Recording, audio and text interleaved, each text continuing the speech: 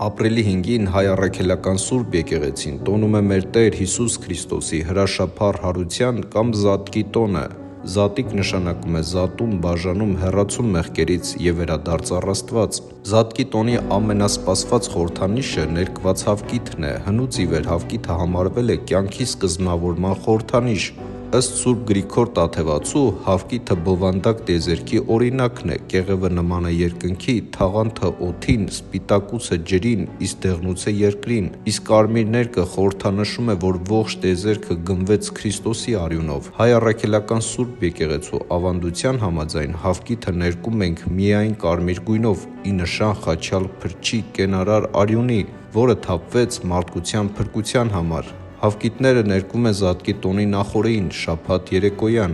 Քանի որ Քրիստոսի հարությունը հաղթանակ է մահվան նկատմամբ, այս տոնին մասնակցում և հավկիթներ են ներկում բոլորը, անկախ նրանից, թե տվյալ ընտանիքում կան նորննջեցյալներ, թե ոչ։ Հարության տոնի հաջորդ օրը մեռելոց հիշատակության օր է, գերեզմանոցներ հարկավոր է այցելել հենց այդ օրը։